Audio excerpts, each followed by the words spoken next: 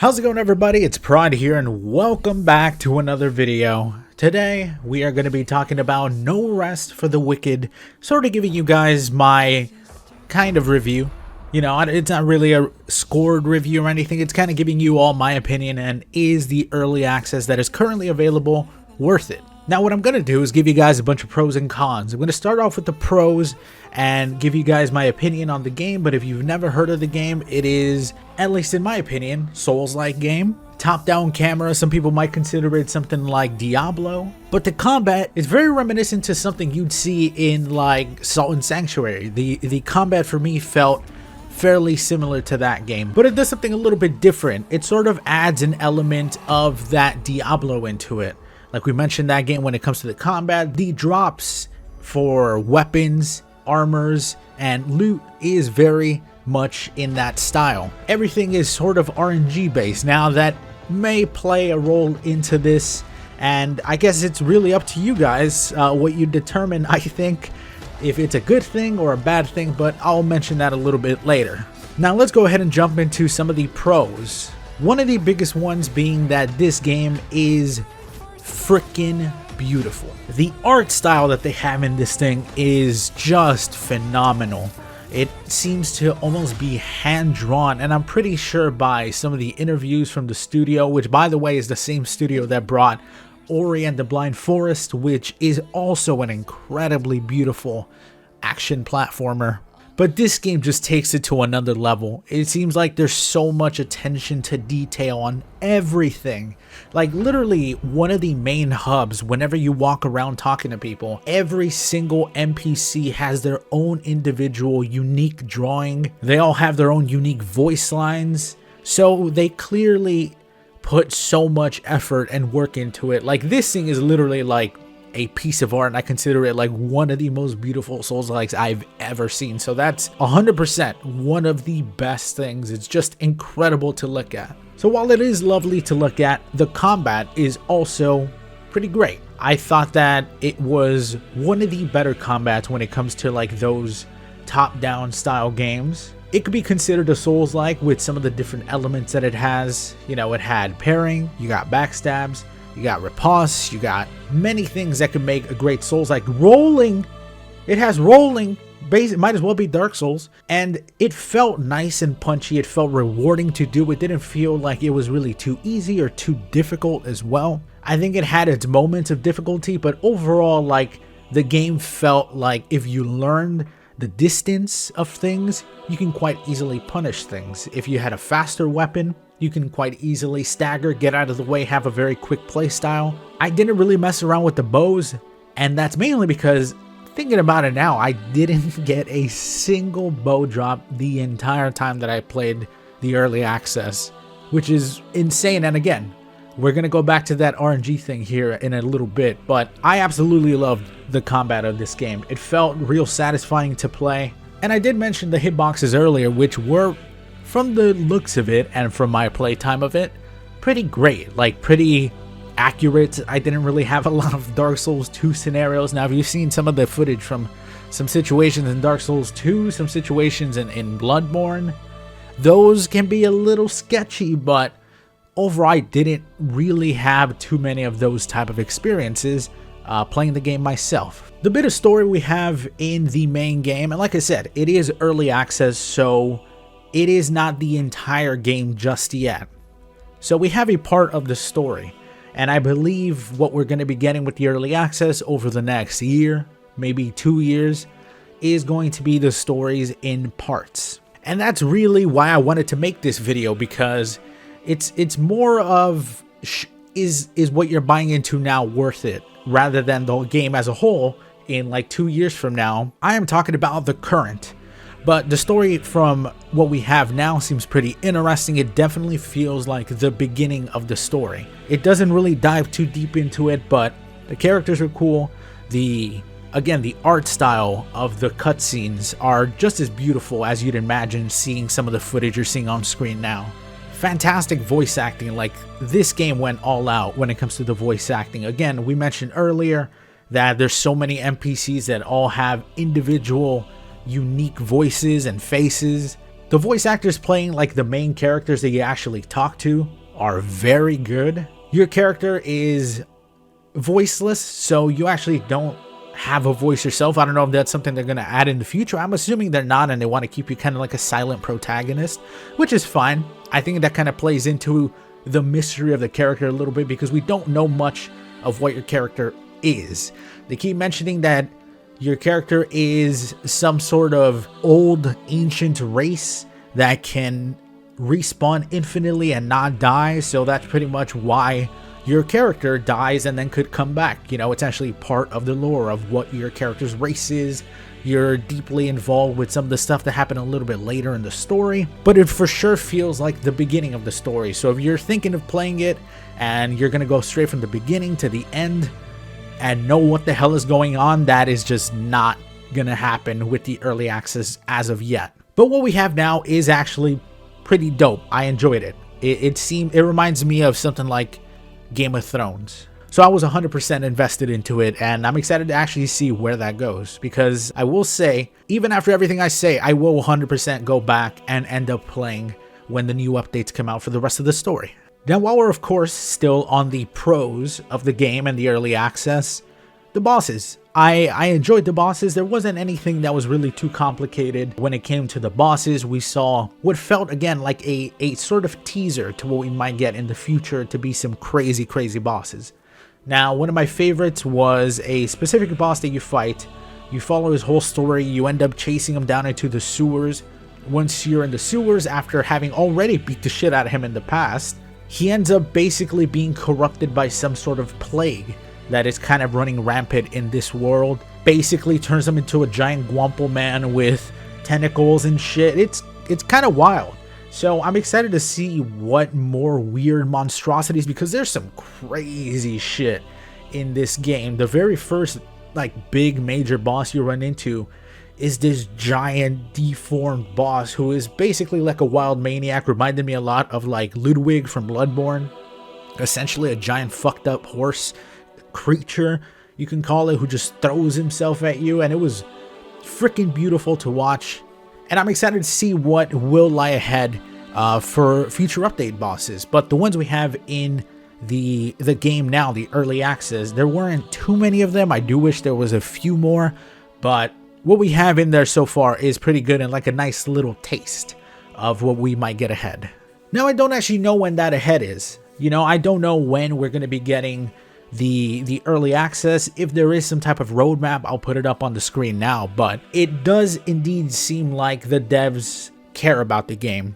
There has been tons of updates for improved quality of the game, to make it run smoother, to fix glitches, and let me tell you, there are quite a few glitches. I actually had so many situations where, like, let's just say I ran straight through the ground. Did I just fall through the ground? Oh.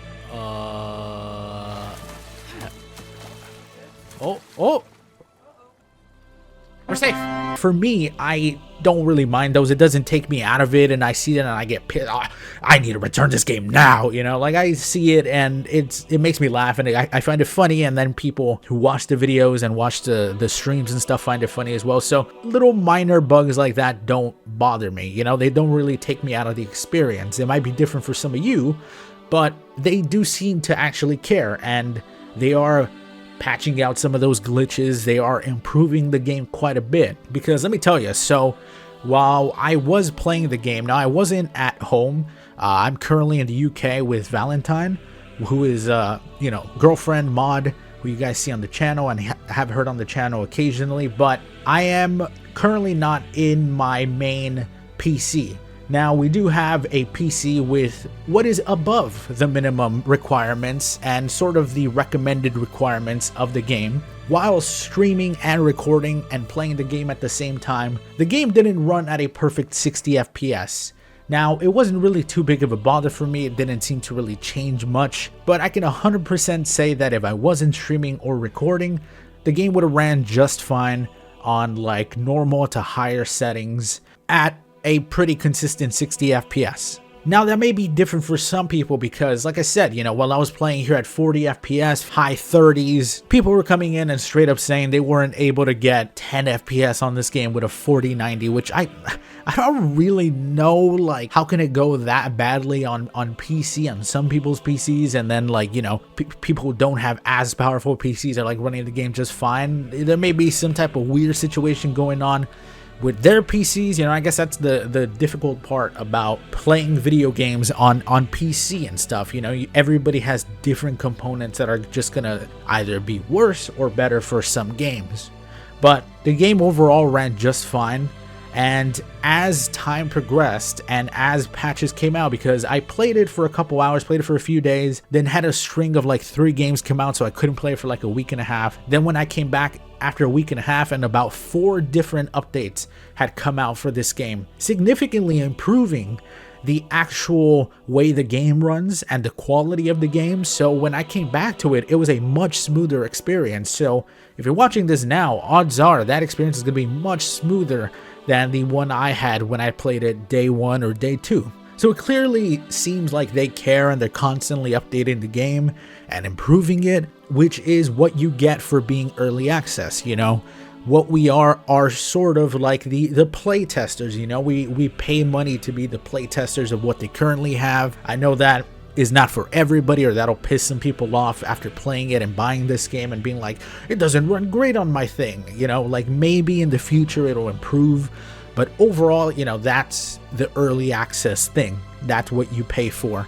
You pay for the privilege of playing the game early, albeit broken or not broken. Hopefully, you know, you'd hope that it's not broken, but the game improved, so clearly they seem to be constantly updating and caring about the game, which is just fantastic to see. And it's a must for early access games, because if they don't, then it's just, you know, early access to take your money and that's all they give a shit about. But clearly it seems like this studio actually cares. Now there are tons of other small things that I could mention here that I could add as pros, but I'll just leave it with this, man. Like, the game doesn't seem too long. So the main game, I would say, if you're focusing on just kind of like the main story and a couple of side quests here and there like I was, it shouldn't be more than, like, I want to say 12 hours if you're kind of taking your time with it, right? But there's tons of stuff to do afterwards. So you do have sort of a crafting, world building side to this game as well. Now, the town, the main hub that you're in, you can kind of work your way to updating it and improving it. The way you do that is by farming different items. And like I said, the cool thing about this game is that almost every single, I want to say like 30 minutes, maybe 20 minutes. I'm not entirely sure on the timing exactly, but the world that you were just in or just farmed, and you farmed a bunch of trees and a bunch of rocks to get materials and open loot and kill the enemies, those usually will respawn because it is procedurally generated. They'll respawn with different items, they'll respawn with different types of loot, sometimes even different enemies entirely will take over that area that you were just at, because whenever you kill things, they don't instantly respawn. You'll be able to go back and explore the world even after resting, and they won't be there until, let's just say, 30 minutes or something like that. So being able to go back and farm these items, you know, the different types of wood, different types of rock and clay, there's an NPC who allows you to give him those items, and he'll essentially be like, all right, cool, it's gonna be like 3 hours, and then it'll be done to upgrade the you know, let's just say the blacksmith's shop or something. Now when I say 3 hours, by the way, and I would say almost this is a con, and I do have it down as a con, that is a legitimate, actual real life, real world 3 hours. That is not in-game video game, every second is 10 minutes type of hours. No, this is 3 whole real life hours. So it's almost like, if you want to do everything, sure, it can have almost this giant inflated time if you add every single thing to it when it comes to like grinding out those materials and really taking your time to get every single tree and then waiting some time and then going back and getting more trees. Like, you'll have to be doing that a ton of times, which that is pretty much what you're going to be doing towards the end game. Even though I think most people would suggest to do that as you're going through the story, which I did here and there. I didn't do it tons, but I would highly suggest it because it kind of leads right into one of my cons.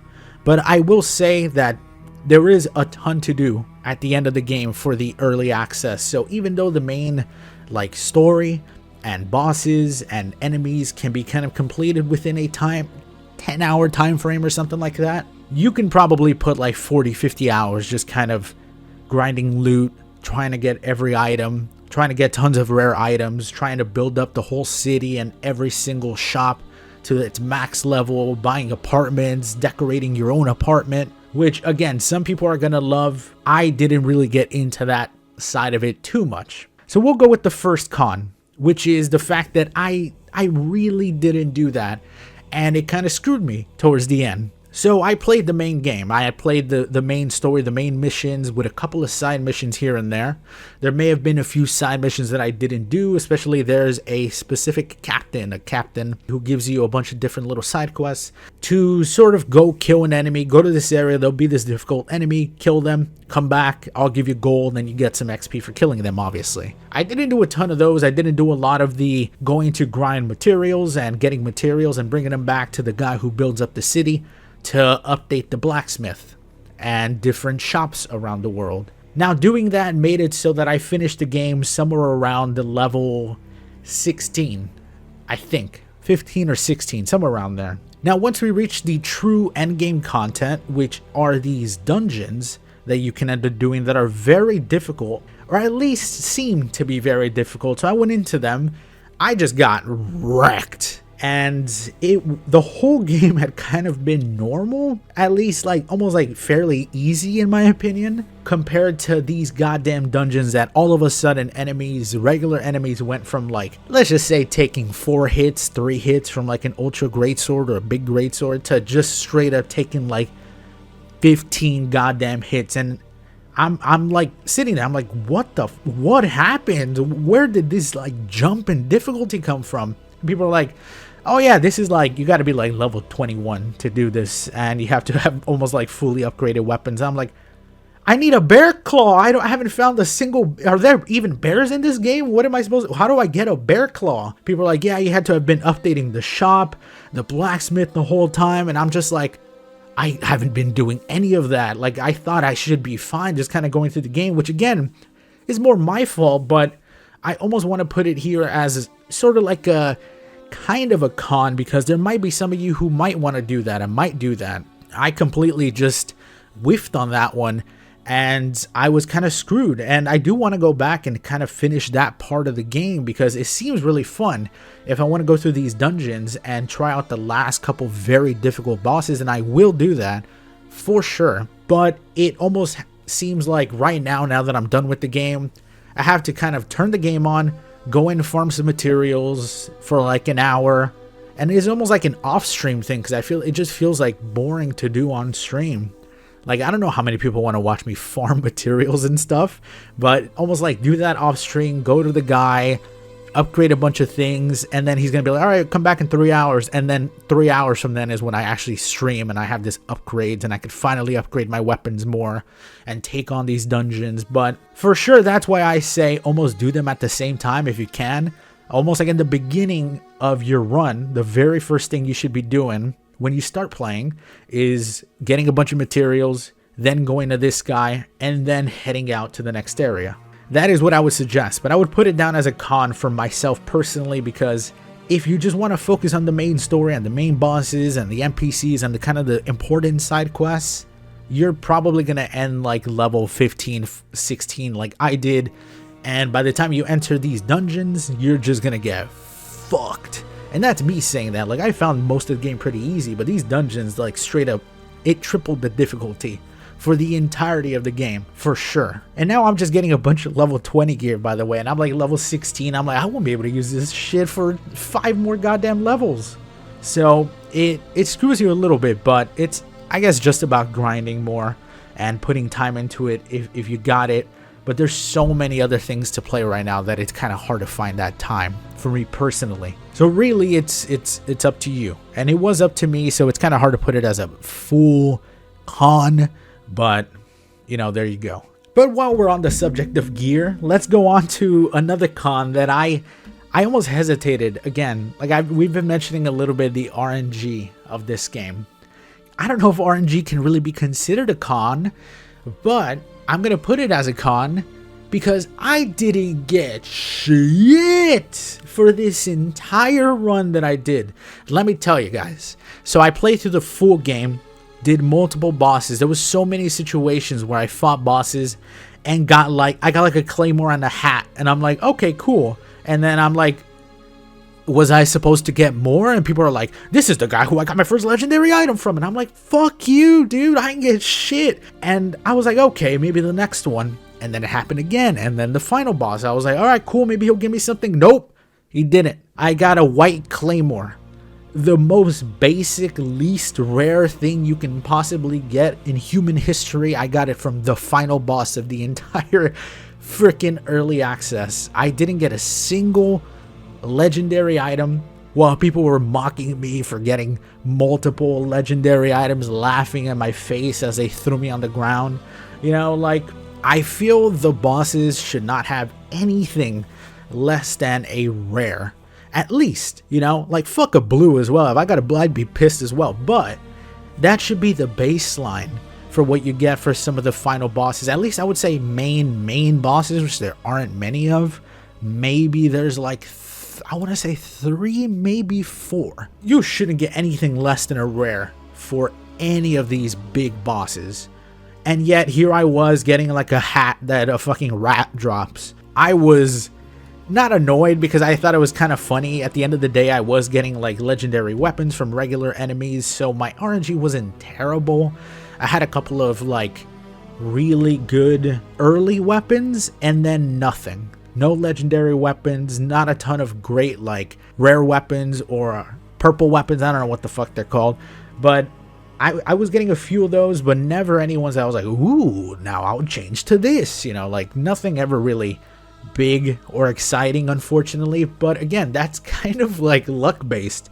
Some of you guys might have completely different luck than me. I've always realized that when it comes to these RNG style games, I just don't got that. I ain't got that dog in me, that dog of luck, you know, that golden dog. I don't got it in me because I always managed to get some of the worst goddamn items, and this was just a similar case. And I hesitate to put it in as a con, but you know what, it's going right in as a goddamn con because I ain't get shit. Not a single legendary item. I'm still pissed. I'm gonna finish off the dungeons. I ain't gonna get shit, watch.